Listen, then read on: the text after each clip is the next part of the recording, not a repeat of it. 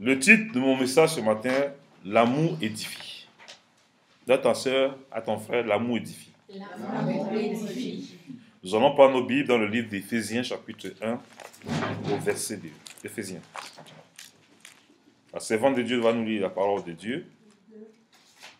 Éphésiens, chapitre 5, verset 1 à 2. Oui, à haute voix, je vous en prie. Je lis au nom du Seigneur.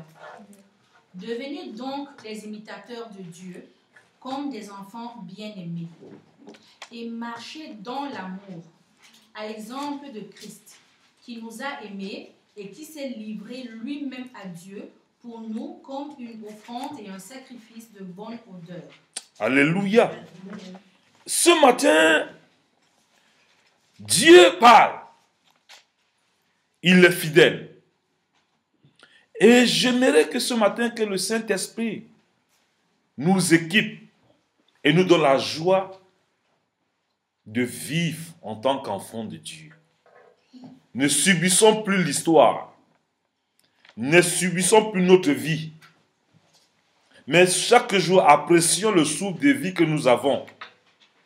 Et apprécions notre existence sur la terre. Je vais développer ce matin. Premier thème. Il faut prendre des bonnes décisions. Avec le Seigneur, nous devons prendre des bonnes décisions. Le problème avec nous, c'est qu'on n'a aucune décision. On écoute la parole, mais on refuse de nous la mettre en pratique. Et lorsque nous refusons de mettre cette parole en pratique, elle agit contre notre propre vie. C'est pour ça qu'il est important, lorsqu'on vient à l'église, on prend des notes pour relire, pour réécouter, pour reméditer sur ce que l'instrument de Dieu a pu communiquer par l'Esprit du Seigneur.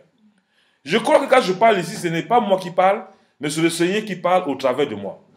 C'est pour ça que l'amour, il nous a donné une clé. Et cette clé, le diable combat chaque jour. Il ne veut pas que nous comprenions le but de l'amour. Notre Bible nous dit, l'amour croit tout.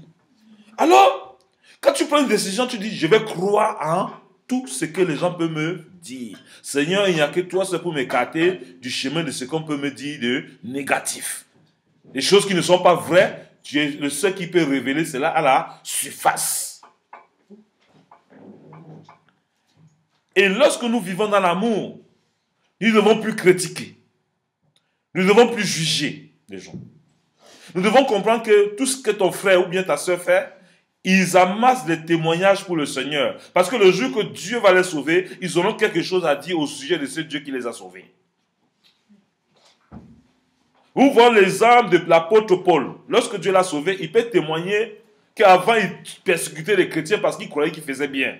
Mais quand Dieu s'est révélé à lui, il regrettait, il a témoigné la grandeur de Dieu dans sa vie. Et nous avons vu que l'apôtre Paul est l'apôtre qui a le plus écrit parce qu'il avait plus à partager sur les expériences qu'il a vécues. Et c'est pourquoi il a laissé beaucoup des écrits. Bon, sache une chose.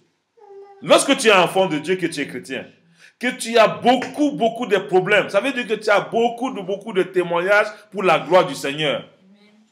Le plus souvent, les gens croient que les difficultés que vous traversez vont les tuer. Non, Dieu ne peut pas permettre que la situation que tu traverses te tue.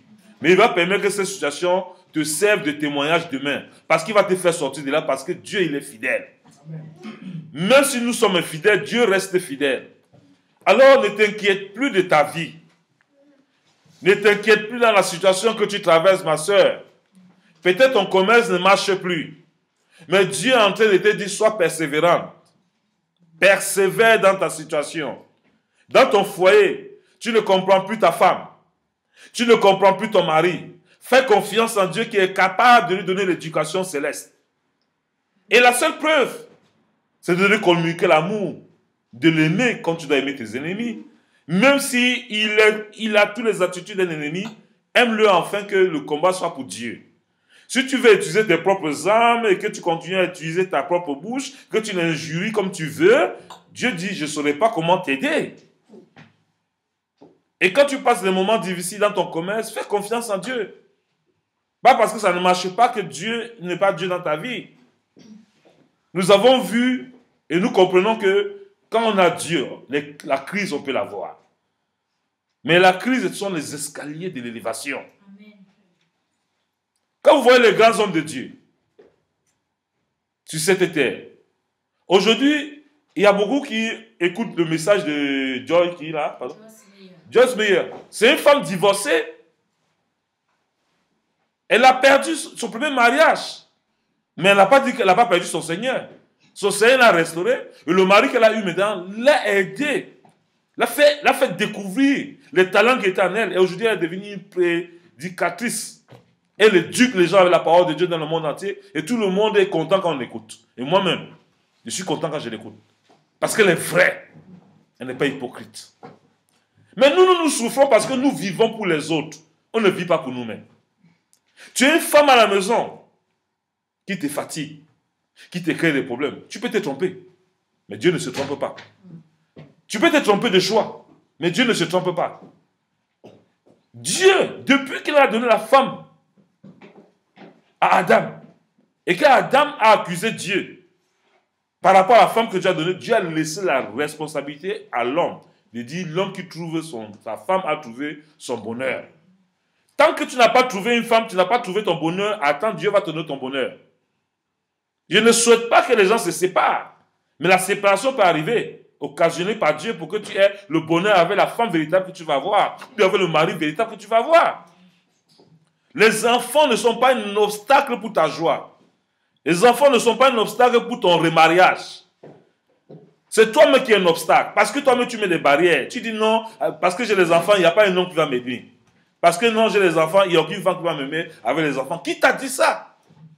Dieu est capable de faire quelque chose dans ta vie quand tu marches avec l'ingrédient de l'amour qui est dans ta vie. Et lorsque tu sèmes l'amour autour de toi, les gens en parlent.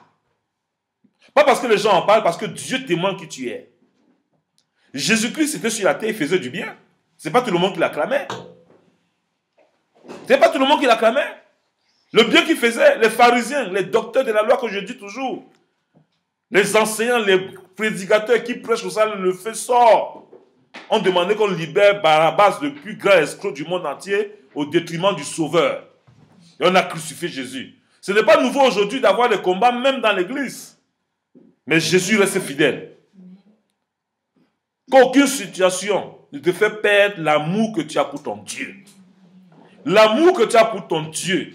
C'est cet amour-là qui va te donner la victoire, il va te donner les attentes de tout ce que tu attends de Dieu dans ta vie.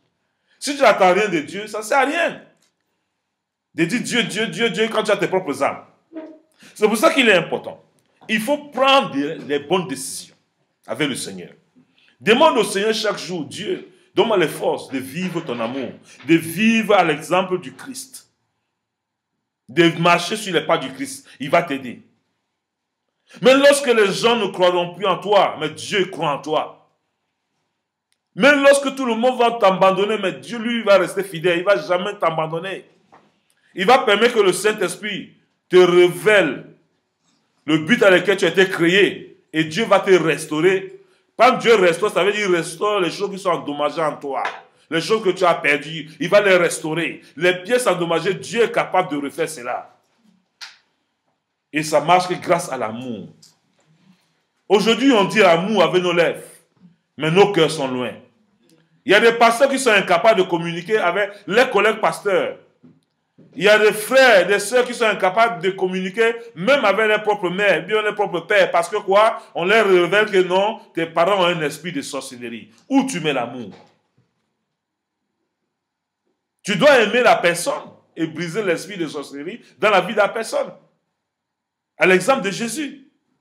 Jésus, lorsqu'il marchait, quand il faisait la délivrance, c'est parce qu'il avait l'amour de voir cette personne transformée et que la puissance de la prière pouvait délivrer la personne. Moi, je crois en vous, c'est pour ça que je vous communique cela et j'ai pris pour vous et je vous vois déjà élevé. Je vous vois rouler avec des voitures que personne n'a déjà entré dedans. Je vous vois avec les nouveaux vêtements que vous-même vous allez acheter, que de prendre les habits occasionnels. Nous devons changer notre mentalité et comprendre que Dieu en nous, il est capable de réaliser les choses impensables. Mais je ne sais pas quel est le but donc d'avoir Dieu dans la vie. Ça ne sait pas d'oser avec ce Dieu. Il donne le souci aux pécheurs de recueillir et d'amasser afin de donner à ceux qui sont agréables à Dieu. Il vous dit vous allez habiter les maisons que vous n'avez pas construites. Et vous vous inquiétez comment vous allez construire la maison, ou Dieu, je vais trouver l'argent pour faire ceci, ou Dieu, je vais trouver l'argent pour payer la telle facture. Tu t'inquiètes et Dieu te dit, vis seulement ta vie. Apprécie la vie. Marche dans mes rudiments. Ce que tu sèmes, tu vas moissonner. Tu viens à l'église, on te dit fais les offrandes, tu ne fais pas les offrandes. C'est toi-même, c'est au détriment de toi-même. Tu te trompes toi-même. Dieu dit, donne ton dixième pour me montrer que tu m'aimes. Toi, tu vois le dixième, tu mens, tu dis Dieu, tu vois la situation, mais il voit, mais tu fais quoi? Pour qu'il puisse prendre ta vie au sérieux. Ce que tu sèmes, tu moissonnes. Si tu sèmes la méchanceté sur quelqu'un, tu racontes n'importe quoi, les gens vont raconter des choses sur toi, quand tu vas entendre ça, ça va te détruire. Mais si tu sèmes le bien quand tu retournes le mal, Dieu va combattre pour toi. Il va confondre ces personnes. Et c'est ça le test que Dieu nous donne tous les jours. Et je bénis Dieu pour ma partenaire, ma femme, parce que nous on discute, on parle. On se vide. On se vide. Quand ça ne va pas, on s'assoit, on dit ça ne va pas. On n'est pas appelé à ça, on est appelé à avoir la joie. La tristesse, là, je refuse. Tu dois changer. Elle me dit aussi, tu dois changer mon mari. Je dis d'accord, on prie, on avance. On n'est pas parfait. Et je crois que nous devons être vrais en tant qu'enfants de Dieu. Vous ne devez pas vivre et montrer aux gens ce que vous n'êtes pas. Laissez Dieu vous faire grandir. Il y a beaucoup, quand ils mettent les tenues, ils s'asseyent à l'église, ils se mettent dans les statues révélables, pourtant ils sont vides. Ils souffrent. Les femmes qui prennent des peintures, mettent sur elles sont belles, tout ça. Tu n'as pas besoin de peinture pour devenir belle. Quand ton intérieur est belle, ça se rayonne en toi. On connaît une femme qui est belle quand elle se réveille le matin. Un homme qui est beau quand il se réveille le matin. Quand ton intérieur est bien, quand tu dors même, tu as une harmonie avec toi. Mais cherchons un peu l'harmonie avec nous-mêmes. Tu as quelque chose contre pasteur Suzanne. Je vais dire, pasteur Suzanne, ce que tu fais ne m'arrange pas. Parce que moi, franchement, ça va changer mon attitude vis-à-vis de toi. Ce n'est pas ce que la Bible me demande de faire. Il dit, si ton frère a péché, va reprendre ton frère. S'il refuse, tu appelles quelqu'un, un ancien de l'église. Tu en parles pour qu'on s'assoie à trois. S'il refuse, tu considères la personne comme un païen. Et quand tu considères la personne comme un païen, tu dis Dieu, c'est toi-même qui peux changer la personne, hein, mais ce n'est pas là de critiquer la personne. Ton devoir, c'est de changer les choses autour de toi. Ce n'est pas de trouver ça comme une montagne que Dieu ne peut pas régler. C'est ça, il dit, si tu as une montagne, tu peux la déplacer avec ta foi. Donc moi, lorsque je vois un de mes enfants qui est devenu charnel, qui a rétrogradé, moi je crois que la semence qu'il a eue dans ma prédication et dans mon enseignement, Dieu va la ramener à la vie, Dieu va le ramener à la vie. En lui. On ne peut pas goûter le Seigneur et on passe à côté de la plaque. Ce n'est pas possible. Et c'est nous-mêmes qui pouvons nous condamner. Parce qu'il y a toujours une restauration. Quand tu viens, le sang de Jésus a été pourvu. Pourquoi? C'était pourvu pour que nous puissions l'expérimenter. Lorsque nous avons péché, jusqu'à ce que tout le monde nous a rejetés, on nous a mis dans les bancs des accusations. Nous allons, on peut expérimenter ce sang de Jésus. Et le sang de Jésus vient nous restaurer. Quand ça nous restaure, les gens ne sont pas à côté pour voir. Mais c'est toi qui vis ces restaurations. Et ça se voit dans ton quotidien. Et dans ton quotidien, tout commence à fleurir. Parce que chez Dieu, tout fleurit. Alléluia. Alléluia. Donc vous comprenez un peu le but de Galates 5. J'explique tout ça pour que vous compreniez les profondeurs de la parole. Il est, devenez donc les imitateurs de Dieu, comme les enfants bien-aimés, et marchez dans l'amour, à l'exemple de qui? De Jésus-Christ, qui nous a aimés et qui s'est livré lui-même à Dieu pour nous comme une offrande et un sacrifice de bonne odeur. Est-ce que tu te livres pour ton frère, ta soeur? Tu vois ta soeur nue. Tu vois ta soeur qui n'arrive pas à manger. et tu verses ta nourriture à la poubelle. Mais donne-lui à manger. C'est comme si tu donnais à Christ. Tu manges les âmes de Christ. Quand Christ était sur la terre, pour pouvoir faire un miracle, s'il n'avait pas vu 5 poissons et 2 pains, il ne devait pas avoir de miracle. Alléluia. Donnez la possibilité à Dieu de vous bénir. Dans votre nature de donner. Donnez la vie aux gens. Donnez la vie aux gens d'aimer Christ que vous avez. Donnez l'amour aux gens. Appelez les gens, souriez-les le matin.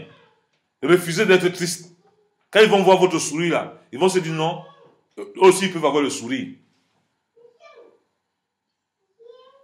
Quand vous allez bien les recevoir, ils vont se dire ah, ils sont peu importants. Il y a des gens qui marchent avec la culpabilité, qui se disent que non, ils ne servent à rien. Ils ne sont bons à rien. Ils ont besoin d'être guéris. Pas vous. Et Christ veut vous utiliser pour les guérir. L'amour édifie les gens. L'amour guérit les gens. L'amour restaure les gens. Le fait de vous voir, vous me donnez beaucoup d'amour, vous me souriez toujours, papa, avec un large sourire. Ça me donne la joie de vivre toujours. Et je suis content toujours de vous voir. Un coup de fil, c'est l'amour. Pas un coup de fil, appeler ton frère, c'est l'amour. Nous devons le faire. Nous ne devons pas dire non, quand j'aurai, je vais faire. Non, fais avec ce que tu as. Fais avec ce que tu as. Et si la personne n'apprécie pas, tant mieux. C'est ce que tu as pu faire, que tu as fait là. Même dans ta maison, les gens te détestent. Il faut les aimer. Il faut pratiquer l'amour. Tu mets ta table propre. L'autre vient renverser, ne veut pas arranger. Ce n'est pas grave. Si tu peux arranger, Dieu va te récompenser. Et l'homme reçoit ce qu'il sème. Comme tu mets le désordre quelque part, et que tu vois qu'il y a les gens qui sont seulement faits pour arranger, toi aussi on mettra le désordre dans ta vie. Et toi, mais tu vas pas... Non, c'est clair. On n'échappe pas à ces règles avec Dieu.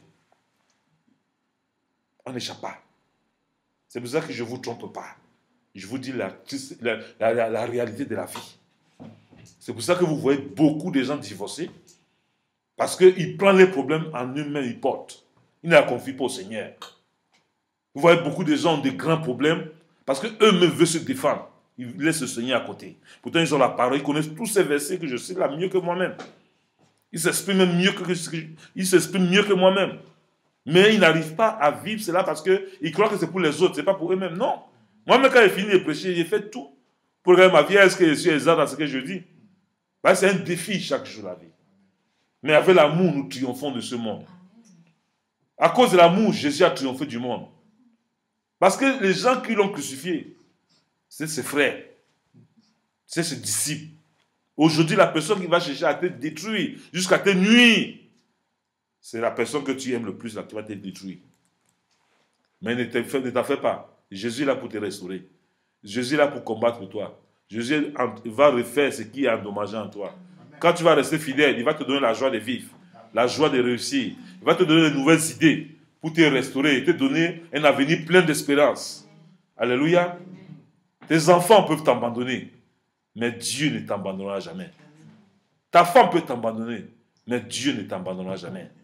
Ton mari peut t'abandonner, mais Dieu ne t'abandonnera jamais. Tes finances peuvent t'abandonner, mais Dieu ne t'abandonnera jamais. Tes voisins, tout le monde peut t'abandonner, mais Dieu ne va jamais t'abandonner. C'est pour ça qu'il est bien de garder l'amour. Les gens, vous voyez, les gens ici, ils réclament. Oui, tu ne fais pas ça pour moi, tu ne m'appelles jamais. Mais qu'est-ce que tu fais? On ne t'appelle pas, il faut appeler. Donne l'amour. Tu récoltes ce que tu n'as pas sémé. Quand dans ma vie, on ne m'appelle pas, il me dit, est-ce que moi-même j'appelle? Je commence à régler un peu cette situation-là. Quand je commence à voir que mes finances ne marchent pas, est-ce que moi-même je paye mes dîmes? En tant que parent, est-ce que je paye mes offrandes? Moi, je paye la dîme de dîmes. La dîme que vous me donnez, je donne aussi la dîme de dîmes pour vivre dans la bénédiction de Dieu. Est-ce que quand je fais dans un programme d'un pasteur, est-ce qu'ils donnent aussi les offrandes? Parce que les pasteurs, ils vont dans un programme, lorsqu'on fait les offrandes, eux non, ils sont les autres des offrandes, ils sont assis. Et c'est eux les premiers critiqueurs, c'est eux qui connaissent tout, c'est eux qui savent que les pasteurs prêchent mal, qui prêchent la réalité, ils sont incapables de vivre ce qu'ils prêchent. Je n'ai rien contre les pasteurs. Hein.